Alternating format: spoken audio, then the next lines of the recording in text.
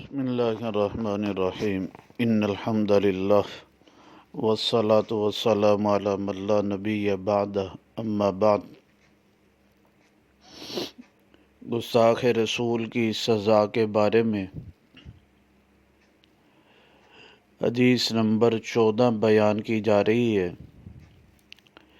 یہ حدیث مبارکہ مصنف عبدالرزاق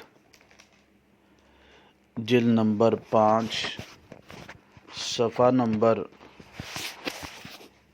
161 ہے۔ رقم الحدیث 9540 ہے۔ حدیث مبارکہ میں آتا ہے کہ ایک غزوہ میں مشرکین میں سے ایک شخص نے نبی پاک صلی اللہ علیہ وسلم کو گالیاں دیں، برا بھلا کہا۔ الفاظ یہ آتے ہیں ان النبی صلی اللہ علیہ وسلم سبہ رجل من المشرکین۔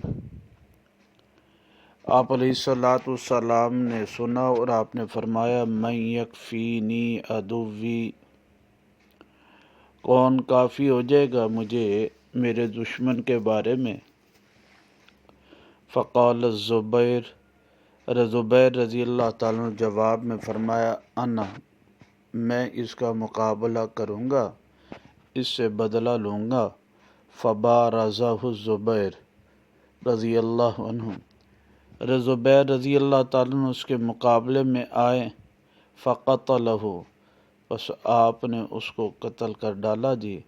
فأعطاہ النبی صلی اللہ علیہ وسلم صلبہ، آپ علیہ الصلاۃ والسلام نے اس ملعون، اس گستاخ کا سامان جو تھا وہ حضرت زبیر رضی اللہ تعالیٰ